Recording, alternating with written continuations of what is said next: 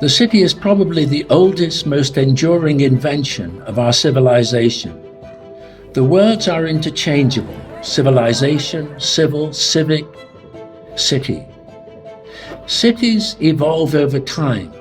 They respond to crises, and historically, they emerge from crises stronger than ever before. So what are the future trends for cities, and what are the lessons of history?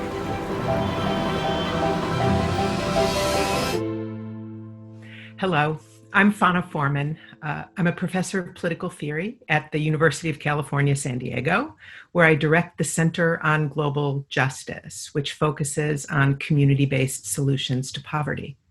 I'm also a principal in a research-based political and architecture practice with my partner, architect Teddy Cruz.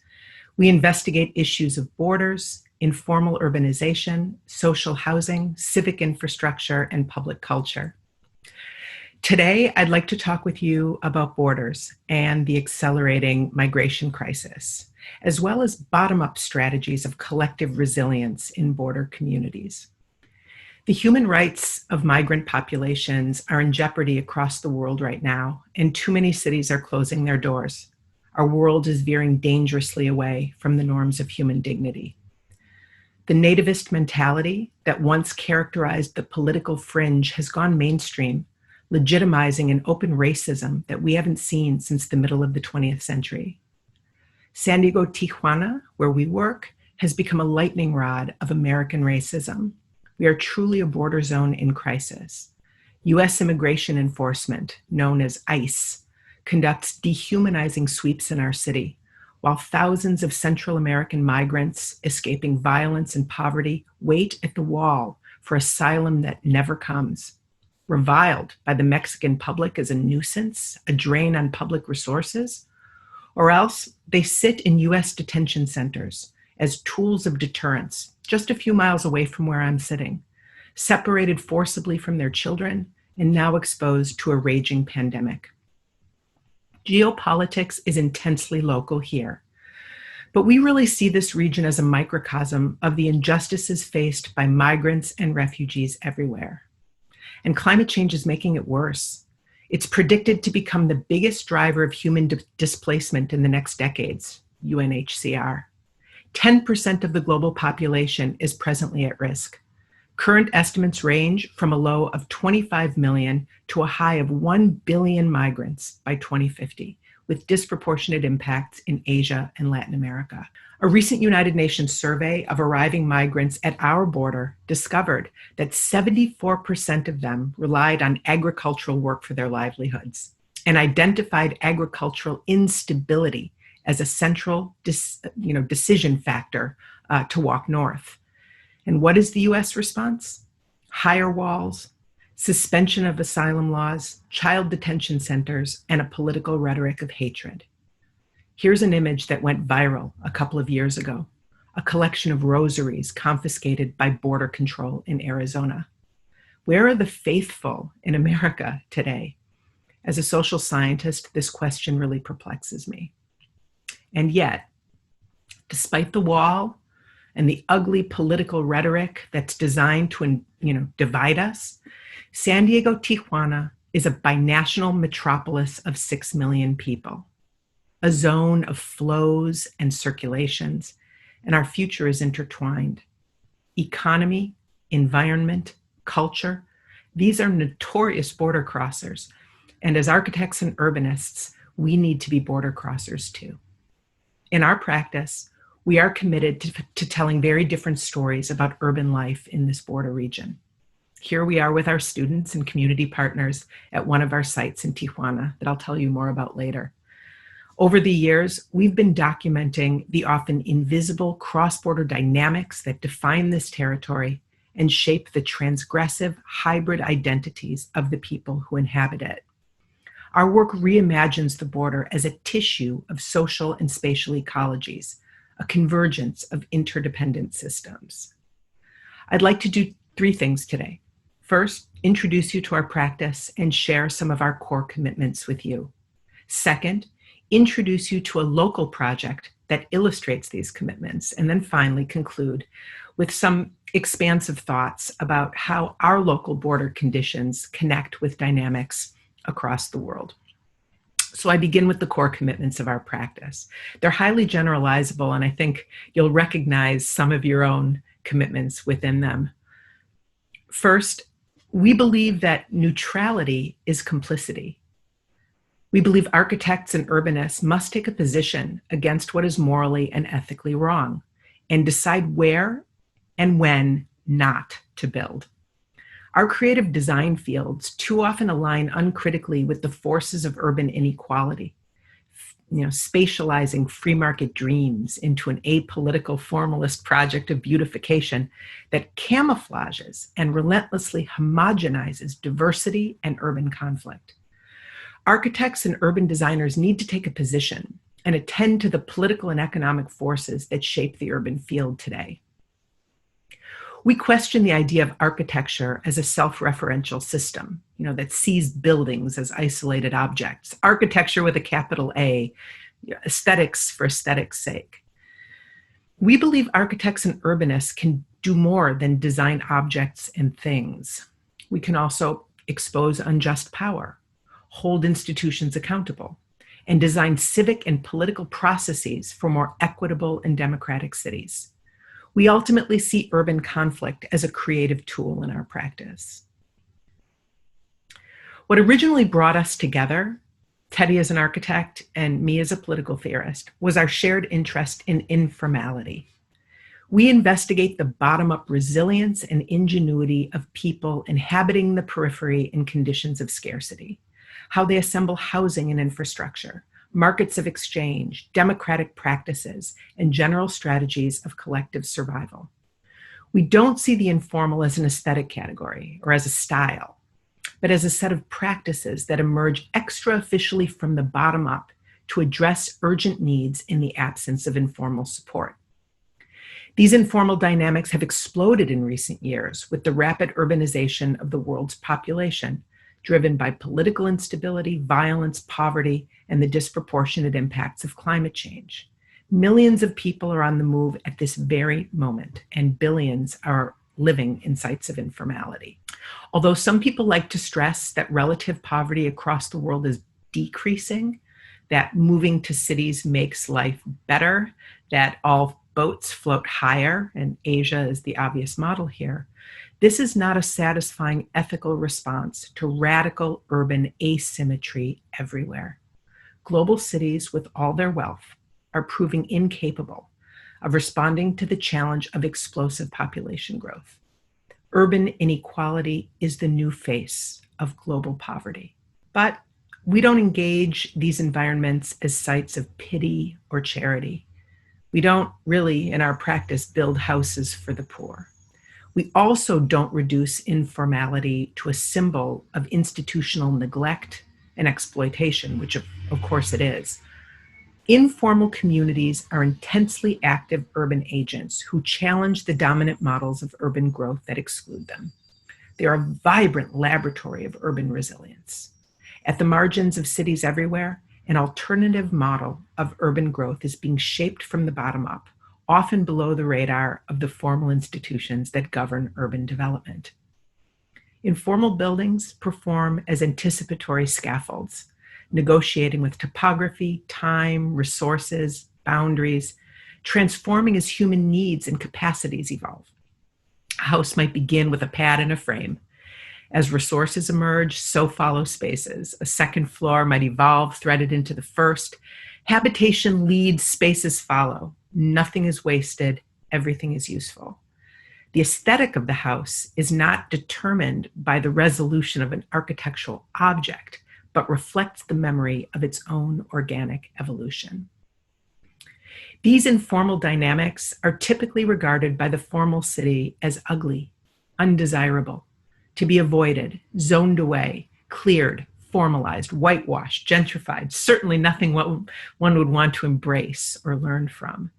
Through our work, we challenge these biases, advancing informal neighborhoods as sites of local ingenuity and productivity with important lessons for the formal city. The bottom up in the sense, teaching the top down. We believe that the most compelling ideas about inclusive, sustainable urbanization today are emerging from sites of informality. Not that these communities should go it alone. They absolutely need the support of formal institutions. We believe in the top-down public and accountable democratic institutions that invest in inclusive public goods. The bottom-up is resilient and powerful, no doubt, but we believe it's a mistake to surrender the role of the top-down and capitulate to the entrepreneurial logics of privatization and innovation. We believe that informal knowledges and practices need to trickle up, to inspire policymakers and planners to rethink their approaches to equitable urbanization. They need documentation and translation. And in this sense, we see ourselves as urban curators, mediators of bottom-up knowledge and top-down resources. We often say that building more equitable cities is not only about redistributing resources, but also about redistributing knowledges. Now, we are based at a public research university. Our work challenges conventional academic norms that always see universities in a vertical relationship with marginalized communities, with assumptions that we know more, that we are trained, that we have languages to communicate complexity, and the tools needed to solve the world's problems, if only they would listen to us. We challenge vertical tropes that place the university in an epistemically privileged position and that conceive of communities as subjects of study or as passive recipients of charity. We tip these assumptions from a vertical to a horizontal plane to decolonize knowledge, engaging communities not as sites from which to extract things, but as participants with agency and knowledge. Everyone brings something to the table, everyone learns, and we co-produce things that neither could produce alone. We co-produce the city. Universities and other powerful institutions should never take for granted the resources that communities invest when they collaborate: time, space, social capital, labor, and knowledge. As a matter of labor equity, these contributions really always must be validated and compensated. I'd like to move now from commitments to practice and introduce you to our Community Stations project to illustrate and integrate these core commitments. The UCSD Community Stations are a network of civic spaces located in 4 underserved neighborhoods, 2 in Southeast San Diego and 2 in Tijuana, where UCSD designers and researchers collaborate with community agencies on civic, educational, cultural, and urban agendas. Imagine the community stations as a kind of two-way horizontal flow that brings the knowledge of communities into the university to enrich research and education, and brings the knowledge of the university into communities to increase public knowledge and capacity. They're like a distributed campus, connecting, us with diverse communities at the margins of our city. Each station is co-designed, co-developed, and co-managed by the university and a community-based agency partner. In each case, we have transformed vacant and neglected sites into civic spaces, programmed to increase community capacity for political and environmental action. We really resist conventional urban beautification and innovation agendas that turn our public spaces into sites of leisure and consumption. We believe public space should be a site of civic dialogue and contestation, of learning and solidarity, a place of citizenship culture. It's a concept that we learned from our friend Antanas Mockus, the legendary former mayor of Bogota, Colombia. So I'll take you on a super brief tour of 3 of our community stations, the ones that immediately straddle the border wall, moving from north to south, and give you a peek at the urban pedagogy that goes on inside of them. The UCSD Casa Community Station is located in the border neighborhood of San Ysidro, a few blocks from the busiest international land crossing in the Western Hemisphere. With 100,000 crossings every day, the neighborhood is fragmented by freeways and is under continual surveillance by U.S. Homeland Security. The Casa Station is a partnership with the nonprofit Casa Familiar. It lives inside a beloved historic church, purchased by the organization many years ago, but left essentially vacant in a state of disrepair. Together, we renovated the church into a community theater, equipped with sound and recording studios for youth.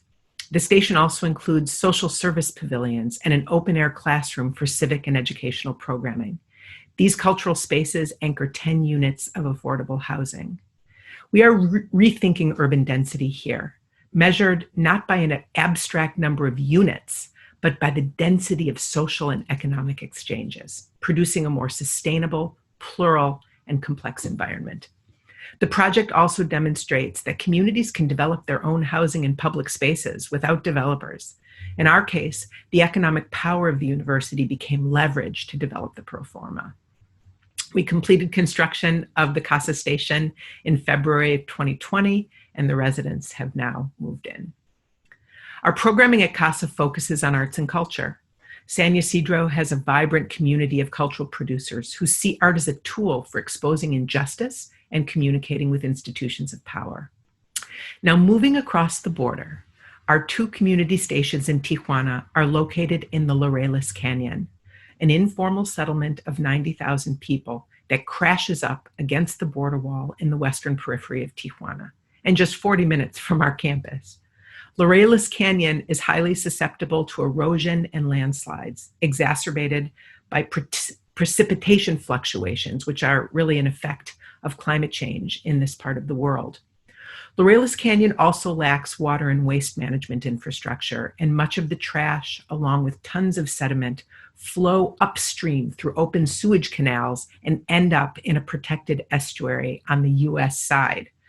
It causes terrible water pollution and health issues for the residents of southern San Diego County.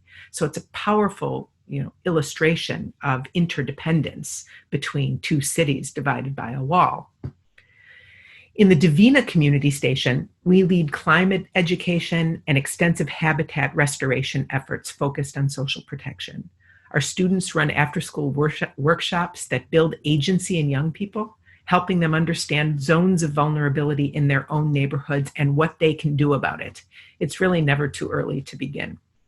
For now, during the pandemic, we're addressing urgencies like food provision, for vulnerable seniors. But when COVID-19 passes, we will break ground on a new community station building that will expand social service capacity and become a civic space for cultural, health, and economic activities, as well as the very first and only high school in the Laureles Canyon. And finally, the Alacran Station sits in the most rugged and polluted subbasin of the Laureles Canyon. Our community partners began construction of a refugee camp here a few years ago to provide shelter and basic services to hundreds of Haitian and Central American refugees refused asylum in the United States. We are partnering to increase housing capacity using subsidized prefabricated parts sourced from a maquiladora that draws cheap labor from Tijuana's slums. The housing units on the upper floors will be infilled over time by the migrant residents themselves. The community station on the ground floor will consist of educational spaces, fabrication labs, a tool library, and an industrial kitchen. We're trying to reimagine the migrant shelter from a kind of transitional space to a home, to a sanctuary neighborhood where the migrant and her children are welcomed into the civic and economic life of the community. We began construction of the station in May, and 2 weeks ago, the foundations were poured. Now, I'd like to conclude with some general thoughts about convergences between our local border conditions and conflict zones across the world. With our community partners, we curate cross-border dialogues and what we call unwalling experiments, supported by visual tools that increase recognition of what we share, not only across our own border region, but also with people in other sites of conflict around the world. We refer to this as creating an elastic civic imagination that stretches from the local to the regional, to the continental, and ultimately to the global. So I'd like to just share a few of these tools with you. The first visualizes the movement of water in the San Diego-Tijuana bioregion. water has been a powerful device to stimulate more elastic cross-border thinking about interdependence in our region. The border wall is a stupid object that bisects our binational watershed and creates unimaginable environmental havoc for both sides that require that we collaborate. From here, we stretch to the entire continental border between the US and Mexico, where these conflicts between nation and nature are reproduced again and again. Our Mexis project, which we exhibited at the Venice Architectural Biennale in 2018, erases the line altogether and visualizes the border region as a set of 8 binational watershed systems. It also reveals many other systems and flows that define this binational territory that are disrupted by the wall. Tribal nations, protected lands, croplands, urban and informal crossings, 15 million people, and much more. It provokes a more expansive imaginary of belonging and citizenship beyond the nation state. And finally, the political equator. It traces an imaginary line from San Diego and Tijuana across the planet, forming a corridor of global conflict between the 30th and 38th degrees parallel north. Along its trajectory lie some of the world's most contested thresholds. And between the political equator and the climatic equator, shown below here in green, lie our planet's most populous slums, its sites of greatest natural resource extraction and export, its zones of greatest political instability, climate vulnerability, and human displacement. It also contains all of Trump's shithole countries. It will be so good to see him go. In this age of rising nationalism, border zones are amazing laboratories for rethinking interdependence and coexistence. We believe these sites can support each other and learn from one another. And we believe that architects and urbanists can lead the way. Thank you so much.